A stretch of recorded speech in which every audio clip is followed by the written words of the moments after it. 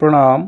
शपेम जयजीव भगवत स्वरूप दिव्य आत्मन सा विद्या जा विमुक्तेय से ହେଉଛି विद्या जे आम्भମାନଙ୍କୁ ବା ମନୁଷ୍ୟକୁ ମୁକ୍ତି ପ୍ରଦାନ କରେ। ହଁ ଆଜ୍ଞା, ଆଜିର ବିଷୟବସ୍ତୁ ହେଉଛି ପ୍ରକୃତରେ ସେ ବିଦ୍ୟା କ'ଣ? ଏହା ଏକ ଗୁରୁତ୍ୱପୂର୍ଣ୍ଣ ଭିଡ଼ିଓ ହୋଇଯାଉଛି, ତେଣୁ ଆପଣମାନେ ଧୈର୍ଯ୍ୟପୂର୍ବକ ଶେଷ ପର୍ଯ୍ୟନ୍ତ ଏହାକୁ ଶୁଣନ୍ତୁ। ନିଶ୍ଚିତ ରୂପରେ ଆପଣମାନଙ୍କର ଗୋଟିଏ ସୂକ୍ଷ୍ମ ଜ୍ଞାନ ହେବ ସେ ବିଦ୍ୟା କ'ଣ, ଯେଉଁ ବିଦ୍ୟା ଆମ୍ଭମାନଙ୍କୁ ସକଳ ଦୁଃଖରୁ ସକଳ କର୍ମବନ୍ଧନରୁ ଏବଂ ତ୍ରିତାପରୁ ମୁକ୍ତି ପ୍ରଦାନ କରେ। ପ୍ରଥମତଃ ଯେଉଁ ବିଦ୍ୟା ଶବ୍ଦ ଆସିଛି ସେ ହେଉଛି ବିଦ୍ ସତାୟାମ ଧାତୁରୁ ଆସିଛି। ବିଦ୍ୟା ଶବ୍ଦ ପ୍ରକୃତରେ ଯେଉଁ ବସ୍ତୁର ବା ଯେଉଁ ତତ୍ତ୍ୱର ବାସ୍ତବିକ ତାର ଅସ୍ତିତ୍ୱ ଅଛି, ତା ବିଦ୍ୟମାନତା ଅଛି, ସେ ହେଉଛି ବିଦ୍ୟା। ସାଧାରଣତଃ ଆମେ ବିଦ୍ୟା ଭାବିଥାଉ ଯେଉଁ ବିଦ୍ୟା ଆମ୍ଭମାନଙ୍କୁ ସ୍କୁଲ କଲେଜରେ ପଢ଼ାଯାଏ ତାହାକୁ ଆମେ ବିଦ୍ୟା ବୋଲି ସାଧାରଣତଃ ଭାବରେ ଗ୍ରହଣ କରିଥାଉ। ବାସ୍ତବରେ ତାହା ବିଦ୍ୟା ନୁହେଁ, ଅର୍ଥାତ୍ ସେହି ବିଦ୍ୟା ମୁକ୍ତି ପ୍ରଦାନ କରିବ ନାହିଁ। ତାକୁ ଆମେ ବିଦ୍ୟାମାନ କହିପାରିବା, କିନ୍ତୁ ସିଏ ମୁକ୍ତି ପ୍ରଦାନ କରିପାରିବ ନାହିଁ। ତେଣୁ ଏଠି ବିଦ୍ୟା ଦୁଇଟି ଅର୍ଥରେ ଆସିବ। ଗୋଟିଏ ହେଉଛି ଯେଉଁ ବିଦ୍ୟା ଆମକୁ ମୁକ୍ତି ପ୍ରଦାନ କରିବ। ମୁକ୍ତିର ଅର୍ଥ ଯେ ଆମକୁ ସ୍ୱାଧୀନତା ଦେବ, ସକଳ କର୍ମବନ୍ଧନରୁ ଆମ୍ଭମାନଙ୍କୁ ମୁକ୍ତି ପ୍ରଦାନ କରିବ। ତେଣୁ ଯେଉଁ ବିଦ୍ୟା ସ୍କୁଲ କଲେଜରେ ଆମେ ପଢ଼ୁଛନ୍ତି, ଯେଉଁ ବିଦ୍ୟା ଆମ୍ଭମାନଙ୍କର ପରିବେଶ ବିଷୟରେ ବା ସଂସାର ବିଷୟରେ ଜୀବନଯାତ୍ରାକୁ ସୁଚାରୁ ରୂପରେ ଶୃଙ୍ଖଳିତ ଭାବରେ ପରିଚାଳନା କରିବା ପାଇଁ ଯେଉଁ ଶିକ୍ଷା ଲାଭ କରୁ ତାହାକୁ ଆମେ ବିଦ୍ୟା ବୋଲି କହୁ, ତାହା ବାସ୍ତବରେ ଆମକୁ ମୁକ୍ତି ପ୍ରଦାନ କରେ ନାହିଁ। କାରଣ ଏହି ବିଦ୍ୟାକୁ ଆଧାର କରି ସମାଜରେ ଯେତେ ସବୁ ଆପଣଙ୍କର ଭ୍ରଷ୍ଟାଚାର ହେଉଛି ବା ଅନାଚାର ହେଉଛି, ଦୁର୍ନୀତି ହେଉଛି, ଏହି ବିଦ୍ୟାକୁ ତ ସମସ୍ତେ ଆୟତ୍ତ କରିଛନ୍ତି, ଏହି ବିଦ୍ୟାକୁ ସମସ୍ତେ ମାନିଛନ୍ତି, ଏହି ବିଦ୍ୟା ଅନୁସାରେ ଚାଲିଛନ୍ତି, ପରିଚାଳିତ ହେଉଛନ୍ତି। ପ୍ରକୃତରେ ଏ ବିଦ୍ୟା ତ ଆମକୁ ମୁକ୍ତି ପ୍ରଦାନ କରୁନାହିଁ, ବରଂ ଆମ ଭିତରେ ଲୋଭ, କ୍ରୋଧ, କାମ, ଈର୍ଷା ବଢ଼ଉଛି, ଯାହାଫଳରେ କି କ୍ଷଣିକ ସୁଖ ପାଇଁ, କ୍ଷଣିକ ଲୋଭ ପାଇଁ ଆମମାନଙ୍କର ଏ ଅମୂଲ୍ୟ ଜୀବନ ଜେଲର ଚାରିକାନ୍ଥ ଭିତରେ ଆବଦ୍ଧ ହୋଇଯାଉଛି। ମଣିଷ ଅନୁତାପ କରୁଛି, ମୁଁ କ'ଣ କଲି? କିଛି କ୍ଷଣର ଲୋଭ, କିଛି କ୍ଷଣର ଆବେଗ ପାଇଁ ମୋ ସାରା ଜୀବନ ନଷ୍ଟ ହୋଇଗଲା, ମୋର ଅମୂଲ୍ୟ ଜୀବନ ନଷ୍ଟ ହୋଇଗଲା, ମୋର ମନୁଷ୍ୟ ଜୀବନ ବ୍ୟର୍ଥ ହୋଇଗଲା। ତେଣୁ ବାସ୍ତବରେ ଯେଉଁ ବିଦ୍ୟା ସ୍କୁଲ କଲେଜରେ ଆମେ ପ୍ରାପ୍ତ କରୁଛନ୍ତି ତାହା ବିଦ୍ୟାଯୁକ୍ତ ନୁହେଁ, ତାହା କେବଳ ଶିକ୍ଷା କହିଲେ ଅତ୍ୟୁକ୍ତି ହେବ ନାହିଁ। ତେଣୁ ଶାସ୍ତ୍ର କହିଲେ ସା ବିଦ୍ୟା ଯା ବିମୁକ୍ତେୟ, ତେଣୁ ସେ ହେଉଛି ପ୍ରକୃତ ବିଦ୍ୟା ଯିଏ ଆମମାନଙ୍କୁ ମୁକ୍ତି ପ୍ରଦାନ କରେ। ତେବେ ସେ ବିଦ୍ୟା କ'ଣ ଆଜ୍ଞା? ନା ସେ ବିଦ୍ୟା ହେଉଛି ଅଧ୍ୟାତ୍ମ ବିଦ୍ୟା, ଆଧ୍ୟାତ୍ମିକ ବିଦ୍ୟା। ଆଧ୍ୟାତ୍ମିକ ବିଦ୍ୟା ଅର୍ଥ ବା ଆଧ୍ୟାତ୍ମିକ ଜ୍ଞାନର ଅର୍ଥ ଆତ୍ମା ସମ୍ବନ୍ଧରେ ଅଧିକରୁ ଅଧିକ ଜାଣିବା। ଅର୍ଥାତ୍ ପ୍ରତ୍ୟେକ ଜୀବ ଭିତରେ ଯେଉଁ ଆତ୍ମତତ୍ତ୍ୱ ଅଛନ୍ତି, ଜୀବନୀ ସତ୍ତା ଅଛନ୍ତି, ଯେଉଁ ସତ୍ୟ ତତ୍ତ୍ୱ ଅଛନ୍ତି, ତାହା ହେଉଛନ୍ତି ଆତ୍ମତତ୍ତ୍ୱ, ତାହା ହେଉଛନ୍ତି ଅଧ୍ୟାତ୍ମ। ସେହି ବିଷୟରେ ଅଧିକରୁ ଅଧିକ ଯିଏ ଜାଣିବ, ଜାଣିଲା ପରେ ସେ ମୁକ୍ତି ପ୍ରଦାନ କରେ। କାରଣ ତା'ର ସ୍ୱରୂପ ହେଉଛି ମୁକ୍ତ ସ୍ୱରୂପ, ସେ କେବେ ବନ୍ଧନଯୁକ୍ତ ନୁହନ୍ତି। କାରଣ ସଂସାରରେ ଦୁଇଟି ତତ୍ତ୍ୱ ଆମେ ମୁଖ୍ୟତଃ ଭାବରେ ଦେଖୁ ବା ଜାଣୁ ବା ଅନୁଭବ କରୁ। ଗୋଟେ ହେଉଛନ୍ତି ଜଡ଼ ତତ୍ତ୍ୱ ଏବଂ ଆଉ ଗୋଟିଏ ଚେତନ ତତ୍ତ୍ୱ। ଜଡ଼ ସିଏ ଯିଏ ନିଜକୁ ଜାଣେ ନାହିଁ ବା ଅନ୍ୟକୁ ଜାଣିବାର ତା'ର କୌଣସି ସମ୍ଭାବନା ନାହିଁ, କିନ୍ତୁ ଚେତନ ଯିଏ ନିଜକୁ ଜାଣେ ଏବଂ ତା ସହିତ ଅନ୍ୟକୁ ସେ ବି ଜାଣିପାରେ, ସେ ହେଉଛି ଚେତନ ତତ୍ତ୍ୱ। ତେଣୁ ଜଡ଼ ହେଉଛି ଚେତନର ଅଧୀନ, କିନ୍ତୁ ଚେତନ ଜଡ଼ର ଅଧୀନ ନୁହେଁ। ଜଡ଼ କେବେ ସ୍ୱୟଂ ଆସିକି ଚେତନକୁ ବାନ୍ଧି ପାରିବ ନାହିଁ, କିନ୍ତୁ ଚେତନ ଜଡ଼କୁ ବାନ୍ଧି ପାରିବ, ତାହାକୁ ଆୟତ୍ତ କରିପାରିବ। ତେଣୁ ଚେତନ ତତ୍ତ୍ୱ ହେଉଛନ୍ତି ପ୍ରକୃତ ମୁକ୍ତିର ବିଦ୍ୟା। ଯେଉଁ ବିଦ୍ୟା, ଯେଉଁ ଜ୍ଞାନ ଏ ଚେତନ ସମ୍ବନ୍ଧରେ ଅଧିକରୁ ଅଧିକ ଆମ୍ଭକୁ ଅବଗତ କରାଏ, ଜଣାଇ ଦିଏ, ସେ ହେଉଛନ୍ତି ପ୍ରକୃତ ବିଦ୍ୟା। କାରଣ ଆମ୍ଭମାନଙ୍କର ଜନ୍ମରୁ ଜୁଇ ଯେଉଁ ଧାରଣା ଅଛି, ଯେଉଁ ଭାବନା ଅଛି, ଯାହା ଉପରେ ଆମେ ବିଶ୍ୱାସ କରିଛନ୍ତି, ତାହାରି ମାଧ୍ୟମରେ ଆମ ଜୀବନ ପରିଚାଳିତ ହୁଏ। କାରଣ ମନୁଷ୍ୟ ଏକ ଭାବନାମୟ, ବିଶ୍ୱାସମୟ, ଧାରଣାମୟ ପ୍ରାଣୀ। ତାହାକୁ ଯିଏ ଯାହା କହିଦିଏ ସେ ସହଜରେ ବିଶ୍ୱାସ କରିଯାଏ। ବାଲ୍ୟ ଅବସ୍ଥାରୁ ପିତାମାତା ଯାହା କହିଛନ୍ତି, ପରେ ପରେ ଶିକ୍ଷାନୁଷ୍ଠାନ ମାଧ୍ୟମରେ ଯାହା ସେ ଶିକ୍ଷା ଲାଭ କରେ, କ୍ରମଶଃ ତାକୁ ସେ ଜାଣତରେ ଅଜାଣତରେ ହେଉ ସେ ଗ୍ରହଣ କରିନିଏ। ଏଇଟା ହିଁ ସତ୍ୟ ବୋଲି ମାନିନିଏ, ଯାହାଫଳରେ କି ତା'ର ଆଗାମୀ ଜୀବନ ତା ଦ୍ୱାରା ପରିଚାଳିତ ହୋଇଥାଏ, ପ୍ରଭାବିତ ହୋଇଥାଏ। କିନ୍ତୁ ବାସ୍ତବରେ ସେ ଯାହା ପିଲାବେଳୁ ମାନି ଆସିଛି, ଜାଣି ଆସିଛି, ସେ କେବେ ତାକୁ ପରୀକ୍ଷା କରିନାହିଁ। କେତେ ସତ କେତେ ମିଛ ତାକୁ କେବେ କଷଟି ପଥରେ କଷି ନାହିଁ। ତେଣୁ ତା ଜୀବନ ଗୋଟିଏ ଅପରୀକ୍ଷିତ ଭାବରେ କଟିଯାଏ, ହାହୁତାଶରେ କଟିଯାଏ, ସେ ଜୀବନ ଯୁଦ୍ଧରେ ହାରିଯାଏ। ତେଣୁ ପ୍ରକୃତରେ ଜଣେ ଆଧ୍ୟାତ୍ମିକବାଦୀ ବା ଆଧ୍ୟାତ୍ମିକ ଜ୍ଞାନୀ ସେ ପ୍ରତ୍ୟେକ ମୁହୂର୍ତ୍ତରେ ନିଜ ଜୀବନକୁ ପରୀକ୍ଷା କରେ, ପ୍ରତ୍ୟେକ ପରିସ୍ଥିତିକୁ ସିଏ ପରୀକ୍ଷା କରେ। ତା ବିଷୟରେ ପ୍ରକୃତରେ ସତ୍ୟତା ଜାଣିବା ପାଇଁ ତା'ର ଇଚ୍ଛୁକତା ବଢ଼ିଥାଏ। ତେଣୁ ସିଏ ପ୍ରକୃତ ବିଦ୍ୟାର ପଶ୍ଚାତ ଧାବନ କରେ ଏବଂ ଶେଷରେ ସେ ମୁକ୍ତିପ୍ରାପ୍ତ କରେ। ମୁକ୍ତିପ୍ରାପ୍ତ କହିବାଟା ଏଇଟା ଆପଣଙ୍କର ଯୁକ୍ତିଯୁକ୍ତ ହେବନି।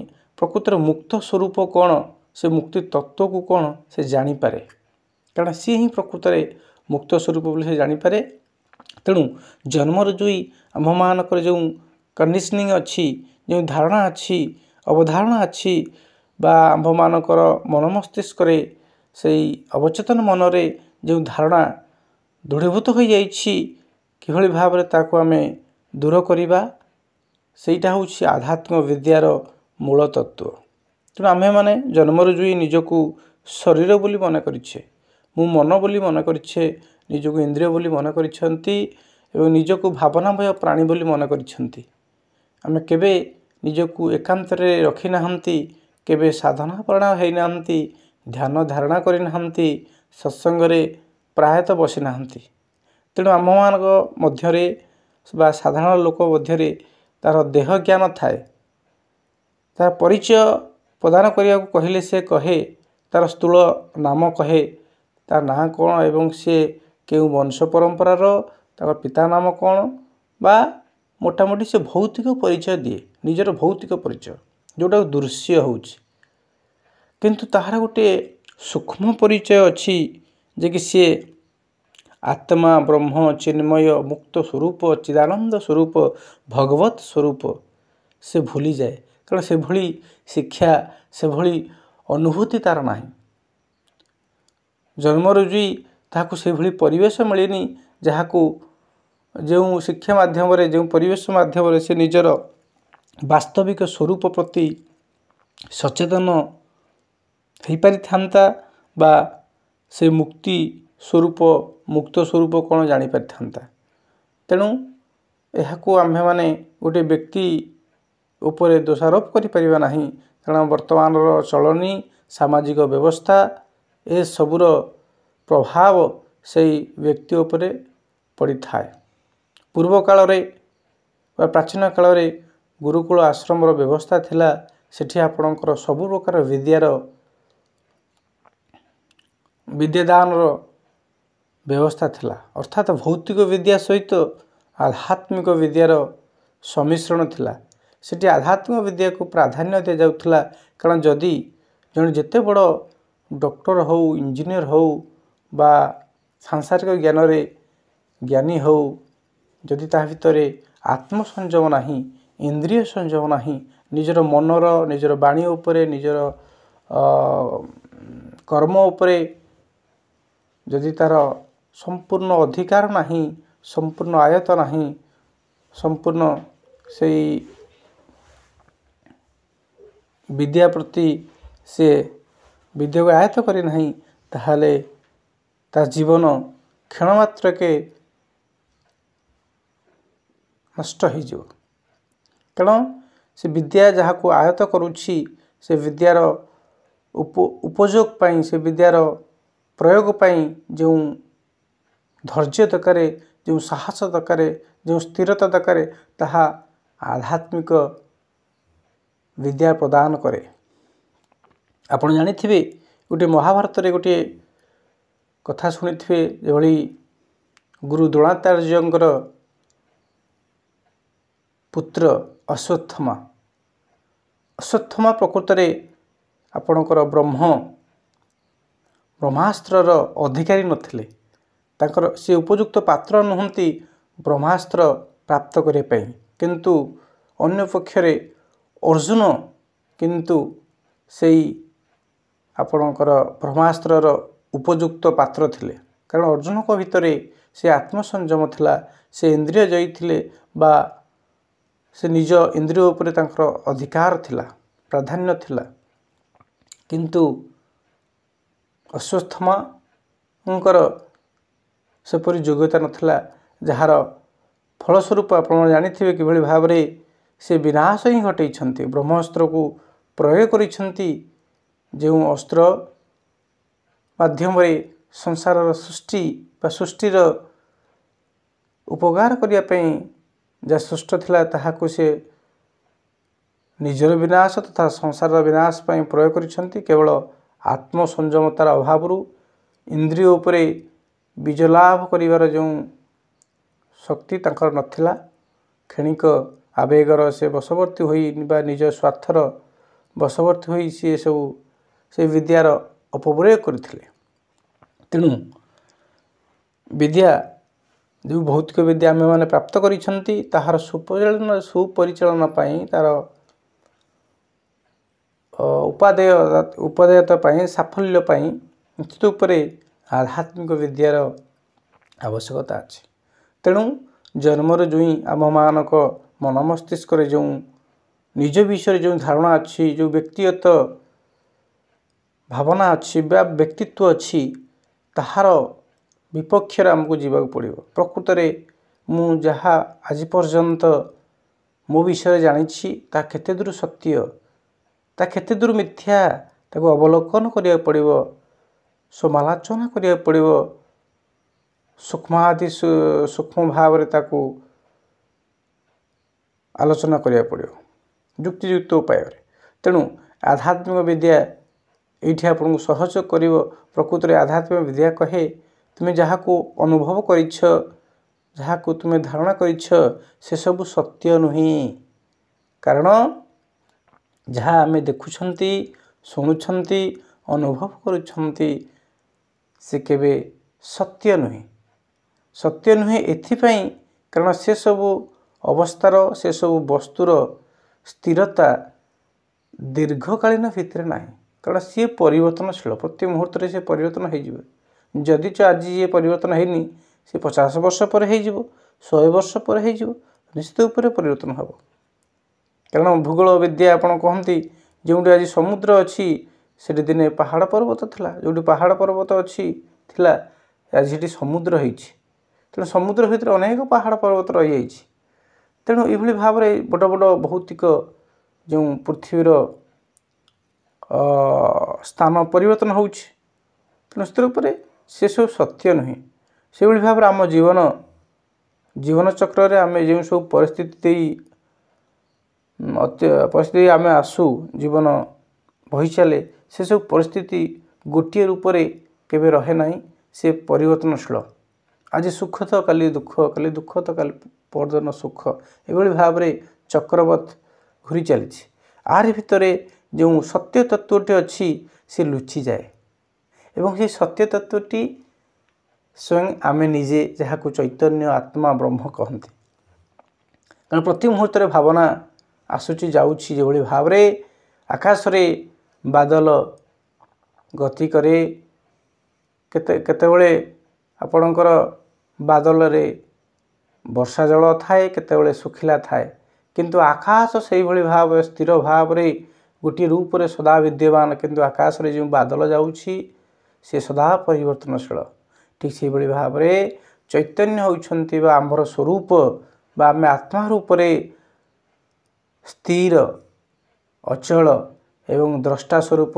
ତେଣୁ ଏହି ଆତ୍ମା ରୂପକ ଆକାଶରେ ଯେଉଁ ବାଦଲ ଯାଉଛନ୍ତି ତାହା ହେଉଛନ୍ତି ବିଚାର, ସକାରାତ୍ମକ ବିଚାର ଏବଂ ନକାରାତ୍ମକ ବିଚାର, ନେଗେଟିଭ୍ ଥଟ୍ସ ଏବଂ ପଜିଟିଭ୍ ଥଟ୍ସ। ତେଣୁ ଏହିସବୁ ଭାବନା ଗୁଡ଼ିକ ସଦା ପରିବର୍ତ୍ତନଶୀଳ।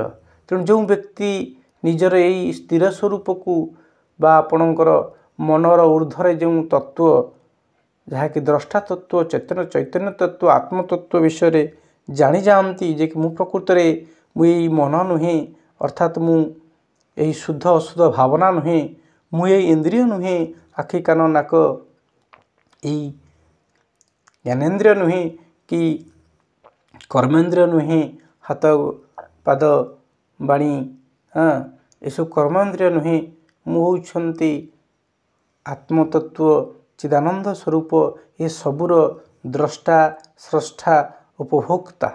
ତେଣୁ ତାହା ଭିତରେ ଗୋଟିଏ ସ୍ୱାତନ୍ତ୍ର୍ୟତା ଆସେ, ସ୍ୱାଧୀନତା ଆସେ, ସ୍ୱାଧୀନ ଚିନ୍ତାଧାରା ଆସେ। ସେ ଏସବୁ ସାଂସାରିକ ଯେଉଁ ବନ୍ଧନ ଅଛି ନିଜ ଶରୀର ସହିତ, ନିଜ ଇନ୍ଦ୍ରିୟ ସହିତ, ନିଜ ଇନ୍ଦ୍ରିୟର ବିଷୟ ସହିତ, ସେ ସବୁଥିରେ ନିଜକୁ ସେ ମୁକ୍ତ ବୋଲି ଘୋଷଣା କରେ ବା ଅନୁଭବ କରେ। ଯେତେବେଳେ ପର୍ଯ୍ୟନ୍ତ ସେ ନିଜର ଆଧ୍ୟାତ୍ମିକ ଜ୍ଞାନ ପ୍ରତି ଆକୃଷ୍ଟ ହୋଇନାହିଁ, ଅର୍ଥାତ୍ ନିଜ ସ୍ୱରୂପକୁ ଜାଣିବା ପାଇଁ ତା ଭିତରେ ରୁଚି ଜାଗ୍ରତ ହୁଏ ନାହିଁ, ତାହେଲେ ସେ କଦାପି ମୁକ୍ତି ପାଇପାରିବ ନାହିଁ। ଯେତେ ସାଂସାରିକ ବିଦ୍ୟାରେ ସେ ଭୂଷିତ ହେଉଥାଉ ନା କାହିଁକି, କେବେ ସିଏ ପ୍ରକୃତ ଆନନ୍ଦର ସମୀପବର୍ତ୍ତୀ ହୋଇପାରିବ ନାହିଁ। ତେଣୁ ଆଧ୍ୟାତ୍ମିକ ବିଦ୍ୟା ଆମ୍ଭମାନଙ୍କୁ ପ୍ରତ୍ୟେକ ମନୁଷ୍ୟକୁ ମୁକ୍ତି ପ୍ରଦାନ କରେ। କାରଣ ଆଧ୍ୟାତ୍ମିକ ବିଦ୍ୟା କହେ ପ୍ରକୃତରେ ମୁକ୍ତି ପ୍ରାପ୍ତ କରାଯାଏ ନାହିଁ, କାରଣ ମୁକ୍ତି ହେଉଛି ପ୍ରତ୍ୟେକ ଜୀବର ସ୍ୱରୂପ। ଶୁଦ୍ଧତମ ସ୍ୱରୂପ ହେଉଛନ୍ତି ମୁକ୍ତ ସ୍ୱରୂପ, ଆନନ୍ଦ ସ୍ୱରୂପ। ତେଣୁ ମୁକ୍ତିର ଅନ୍ୟ ନାମ ହେଉଛି ଆନନ୍ଦ। ଆତ୍ମାର ପ୍ରକୃତ ସ୍ୱରୂପ ହେଉଛନ୍ତି ସଚ୍ଚିତ ଆନନ୍ଦ। କିନ୍ତୁ ସେହି ବିଦ୍ୟା ପ୍ରତି ଅନାଗ୍ରହ ପ୍ରକାଶ କରିଥିବାରୁ ବା କୌଣସି ସୁଯୋଗ ପାଇନଥିବାରୁ ସେ ଅନଭିଜ୍ଞ ଥାଏ ନିଜର ପ୍ରକୃତ ସ୍ୱରୂପ ପ୍ରତି।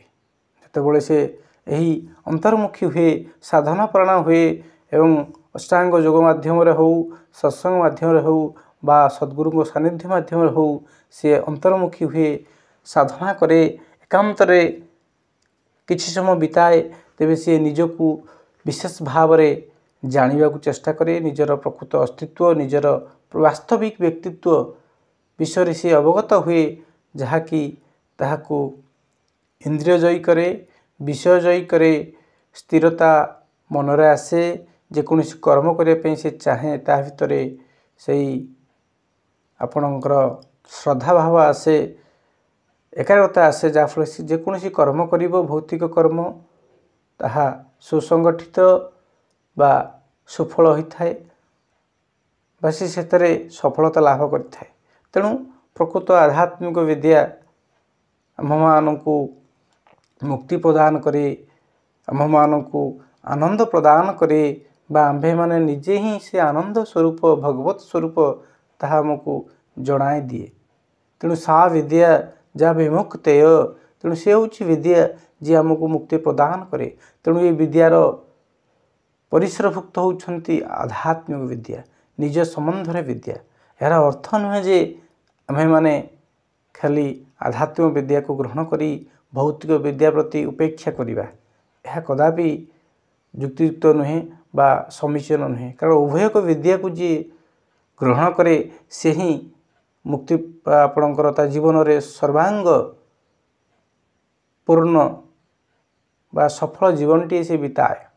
କେବଳ ଯେ ଖାଲି ଆଧ୍ୟାତ୍ମିକ ବିଦ୍ୟା ପ୍ରତି ଆମେ ଆସକ୍ତ ହେବା, ଭୌତିକ ବିଦ୍ୟା ପ୍ରତି ବା ସାଇନ୍ସ ପ୍ରତି ବା ପାରିପାର୍ଶ୍ୱିକ ବିଦ୍ୟା ପ୍ରତି, ପରିବେଶ ବିଦ୍ୟା ପ୍ରତି ଆମେ ତାକୁ ଉପେକ୍ଷା କରିବା ହତାଦାର କରିବା ତାହା ଠିକ୍ ନୁହେଁ। ଉଭୟ ବିଦ୍ୟାକୁ ଯିଏ ଗ୍ରହଣ କରି ଚାଲେ ସେ ହିଁ ଜୀବନରେ ସଫଳ ହୋଇଥାଏ। କିନ୍ତୁ ବେଳେବେଳେ କ'ଣ ହୁଏ ନା, ବିଶେଷ କରି ଏହି ଭାରତ ବର୍ଷରେ ଆଧ୍ୟାତ୍ମିକ ବିଦ୍ୟାର ଯେଉଁ ବହୁଳ ପ୍ରଚାର ପ୍ରସାର ହୋଇଛି, ସେମାନେ ସମ୍ପୂର୍ଣ୍ଣ ଭାବରେ ଏହି ଭୌତିକ ବିଦ୍ୟା ପ୍ରତି ଅନାସକ୍ତ ଅଛନ୍ତି। ସବୁକିଛି ଛାଡ଼ିକି ନିଷ୍କର୍ମ ହୋଇଯାଇଛନ୍ତି ବା କୌଣସି ଶାରୀରିକ କର୍ମ କରନ୍ତି ନାହିଁ ବା ଆପଣଙ୍କର ଭୌତିକ ବିଦ୍ୟା ପ୍ରତି ସେମାନେ ଆକୃଷ୍ଟ ନାହାନ୍ତି। ତେବେ ତାଙ୍କର ସାଂସାରିକ ଉନ୍ନତି କେବେ ହୋଇନଥାଏ। ସେମାନେ ପଶୁବତ୍ ବା ଯେଭଳି ଭାବରେ ପଶୁପକ୍ଷୀମାନେ ଜୀବନ ଧାରଣ କରନ୍ତି ସେହିଭଳି ଭାବରେ ସେ ଜୀବନ ଧାରଣ କରୁଛନ୍ତି। ତେଣୁ ତାହା ବି ସୁରକ୍ଷିତ ନୁହେଁ ନା। ତେଣୁ ଆଉ ବେଳେବେଳେ ପାଶ୍ଚାତ୍ୟ ଦେଶରେ ସେମାନେ କ'ଣ କରନ୍ତି ନା, ସେମାନେ ବସ୍ତୁବାଦୀ ହୋଇଯାଆନ୍ତି। ଏଇ ମନ ବୁଦ୍ଧି ଚିତ୍ତ ଅହଙ୍କାର କ'ଣ ଜାଣନ୍ତି ନାହିଁ, ସେ ଆତ୍ମା କ'ଣ ଜାଣନ୍ତି ନାହିଁ, ଆଧ୍ୟାତ୍ମିକ ସୁଖ କ'ଣ ଜାଣନ୍ତି ନାହିଁ। ସେ ସବୁକୁ ଏଇରୁ ତ୍ୟାଗ କରି କେବଳ କିଭଳି ଭାବରେ ଧନକୁ ଧନ ଠୁଳ କରିବେ, ଧନର ପ୍ରାଚୁର୍ଯ୍ୟ ଭିତରେ ରହିବେ, ଭୌତିକ ସୁଖକୁ ଠୁଳ କରିବେ, ସେ ବିଷୟରେ ସେ ମାତି ଯାଆନ୍ତି। ଯାହାଫଳରେ କି ତାଙ୍କ ଭିତରେ ସେହି ସ୍ଥିରତା ନଥାଏ, ସେହି ଏକାଗ୍ରତା ନଥାଏ ବା ଆପଣଙ୍କର ଆତ୍ମିକ ଶାନ୍ତି ନଥାଏ। ତେଣୁ ଏ ଉଭୟଙ୍କର ସମ୍ମିଶ୍ରଣରେ ଉଭୟଙ୍କୁ ଯିଏ ବାଲାନ୍ସ କରି ଚାଲିପାରିବ, ଅର୍ଥାତ୍ ଆଧ୍ୟାତ୍ମିକ ବିଦ୍ୟା ସହିତ ଭୌତିକ ବିଦ୍ୟା, ନିଜକୁ ଜାଣିବା ସହିତ ସଂସାରକୁ ଜାଣିବ। କାରଣ ମୁଁ କିଏ, ଏ ସଂସାର କ'ଣ, ତା ସହିତ ସମ୍ପର୍କ କ'ଣ, ଏ ତିନୋଟି ତ୍ରିଭୁଜର ଏହି ତିନି କୋଣ ସହିତ ଯେ ପରିଚିତ ହୋଇଯାଏ, ଜୀବନର ଏହି ତିନୋଟି ବିଷୟ ସହିତ ଯେ ପରିଚିତ ହୋଇଯାଏ, ଅର୍ଥାତ୍ ମୁଁ କିଏ, ଏ ସଂସାର କ'ଣ, ଏହା ସହିତ ସମ୍ବନ୍ଧ କ'ଣ, ଯେ ଏହି ତିନୋଟି ବିଷୟରେ ସ୍ପଷ୍ଟ ଧାରଣା ଯିଏ ଆସିଯାଏ ସେ ହିଁ ମୁକ୍ତି ପ୍ରଦାନ କରେ ବା ସେ ମୁକ୍ତିପ୍ରାପ୍ତ ହୋଇଥାଏ। ତେଣୁ ମୁଁ ହେଉଛି ଚୈତନ୍ୟ ସତ୍ତା, ଏ ସଂସାର ହେଉଛି ମୋର ଦ୍ୱାରା ସୃଷ୍ଟ ଏବଂ ଆର ଉପଭୋକ୍ତା ହେଉଛି ମୁଁ ହେଉଛି ସର୍ବଶ୍ରେଷ୍ଠ। ସଂସାର ଯେତେ ସୁଖ ଅଛି, ଯେତେ ବୈଭବ ଅଛି, ସେ ମୋର ସ୍ୱରୂପ ଠାରୁ ବା ନିଜ ଠାରୁ, ମୋର ଚୈତନ୍ୟ ସତ୍ତା ଠାରୁ, ମୋ ସତ୍ୟ ସ୍ୱରୂପ ଠାରୁ ସେ ଶ୍ରେଷ୍ଠ ନୁହେଁ। କାରଣ ମୋରି ଭାବନା ଦ୍ୱାରା, ମୋରି ସଂକଳ୍ପ ଦ୍ୱାରା, ମୋରି ଶକ୍ତି ସାମର୍ଥ୍ୟରେ ଏ ଯାହା ମୁଁ ଦୃଶ୍ୟମାନ ଜଗତ ଦେଖୁଛି, ବସ୍ତୁ ପଦାର୍ଥ ଦେଖୁଛି, ପରିବେଶ ଦେଖୁଛି, ସେ ସୃଷ୍ଟି ହୋଇଛନ୍ତି। ସ୍ଥିତି ପାଳନ ସବୁ ମୋରି ହାତରେ। ତେଣୁ ଆଧ୍ୟାତ୍ମିକ ବିଦ୍ୟା କହେ ତୁମେ ସାଧାରଣ ବ୍ୟକ୍ତି ନୁହେଁ, ତୁମେ ସଚରାଚର ଜଗତର ସୃଷ୍ଟିକର୍ତ୍ତା। କାରଣ ଏ ସୃଷ୍ଟି ଆପଣା ଛାଏ ହୋଇନାହିଁ, ଗୋଟିଏ ଚୈତନ୍ୟ ସତ୍ତାଙ୍କର ବ୍ୟକ୍ତ ସ୍ୱରୂପ ଏହି ସୃଷ୍ଟି। ଯେଭଳି ଭାବରେ ଜଣେ ନିଦ୍ରା ଯାଏ, ନିଦରେ ସେ ଯେଉଁ ସ୍ୱପ୍ନ ସଂସାର ରଚନା କରେ, ସେ ସ୍ୱପ୍ନ ସଂସାରର ଅସ୍ତିତ୍ୱ ସେ ସ୍ୱପ୍ନ ସଂସାର ଭିତରେ ନାହିଁ, ସେ ନିଜ ଭିତରେ ଥାଏ। ସେ ନିଜ ମନ ମସ୍ତିଷ୍କରେ ସେହି ପାହାଡ଼ ପର୍ବତ ଗଛ ଲତା ପଶୁ ପକ୍ଷୀ ହ୍ରଦ ସବୁକିଛି ତିଆରି କରି ନିଜର ସେହି ଚୈତନ୍ୟ ଉପାଦାନ ଦେଇକି। ତେଣୁ ସ୍ୱପ୍ନର ସଂସାର ଯେଭଳି ଭାବରେ ଜଣେ ବ୍ୟକ୍ତି ବିଶେଷର ଅଧୀନ, ବ୍ୟକ୍ତି ବିଶେଷଟାର ସୃଷ୍ଟି ହୋଇଛି, ତା'ର ସ୍ଥିତି ତା'ର ପାଳନ ସବୁ ସେ ବ୍ୟକ୍ତି ବିଶେଷ ଭିତରେ ସମାହିତ ହୋଇଥାଏ। ଠିକ୍ ସେହିଭଳି ଭାବରେ ଏହି ଜାଗ୍ରତ ସଂସାର ହେଉଛନ୍ତି ସମଷ୍ଟି ଆତ୍ମା ବା ଏଇ ଗୋଟିଏ ବ୍ରହ୍ମଙ୍କର ବା ଚୈତନ୍ୟ ସତ୍ତାଙ୍କର ଗୋଟିଏ ବିରାଟ ସ୍ୱପ୍ନ। ତେଣୁ ଏଠି ସେ ବ୍ରହ୍ମଙ୍କ ଠାରୁ ଅନ୍ୟ କିଛି ନାହିଁ।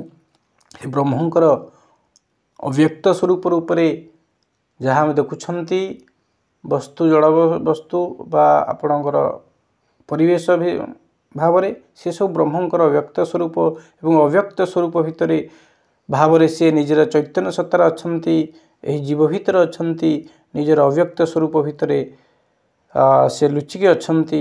ତେଣୁ ସେ ଯେଭଳି ଭାବରେ କ୍ଷୀର ଭିତରେ ଘିଅ ଥାଏ, ଠିକ୍ ସେହିଭଳି ଭାବରେ ଏହି ଚଳନ୍ତା ଶରୀର ଭିତରେ ବା ଜୀବ ଭିତରେ ସେ ଚୈତନ୍ୟ ବ୍ରହ୍ମ ଅବ୍ୟକ୍ତ ରୂପରେ ଲୁଚିକି ଅଛନ୍ତି। ତେଣୁ ସେଇ ତତ୍ତ୍ୱକୁ ବା ନିଜର ଆତ୍ମତତ୍ତ୍ୱକୁ ଜାଣିବା ପାଇଁ ଆମ୍ଭମାନଙ୍କୁ ଅନ୍ତର୍ମୁଖୀ ହେବାକୁ ପଡ଼ିବ।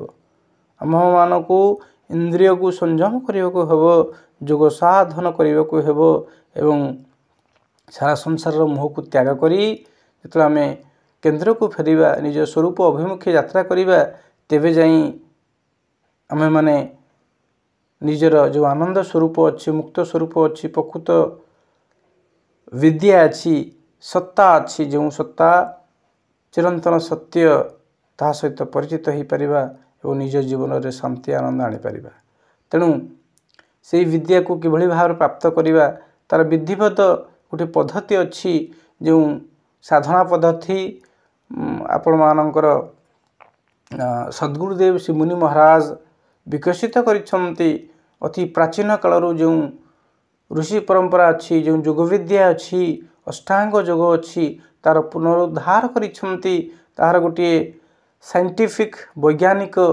पद्धतिकरण करिसेंती जार साहाय्य माध्यम आपण निश्चित रूप से अंतर्मुखी हेबे इंद्रिय को संयम करें एवं अति शीघ्र आपण निजर से प्रकृत विद्या प्रति बा निजर स्वरूप प्रति आपण जागृत हेबे सचेतन हेबे एवं से विद्यार प्रचार प्रसार आपण मानकर मुनि समाज माध्यम चली जदि आपण पाखरे कौन मुनि समाज संस्था अच्छी से संस्था माध्यम आपण संगीभूत हूँ संपर्क आसतु एवं सद्गुरुंकर जो अमूल्य दान जो पद्धति देइछन्ति किभली भाव में निजक आम आविष्कार करिवार जो आपणकर सी गोटे सुजोग देइछन्ति करुणा करिछन्ति ताहार सुजोग नियंतु निश्चित रूप से आपण मुक्ति प्राप्त करेंगे बा मुक्त स्वरूप को जानीपर प्रकृत विद्या कौन जानीपर एवं जहाँफल आपण जीवन में आधिभौतिक आध्यात्मिक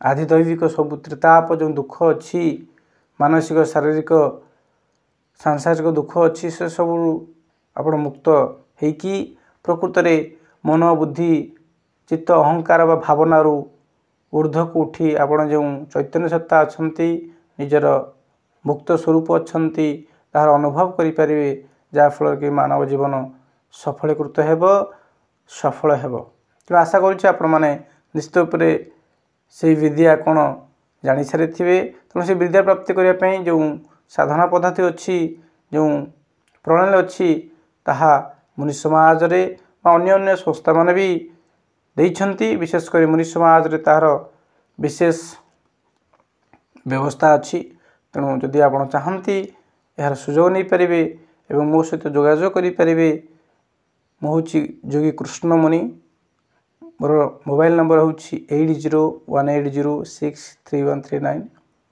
तेणु आशा करुँची आपण माने आपणकर आध्यात्मिक जीवन बा से सत् विद्या प्रति आप आकृष्ट हूँ निज जीवन में शांति आनंद प्राप्त करूँ यही शुभ कामना करी वाणी की विश्राम दौछि प्रणाम आज्ञा सप्रे जय जीव।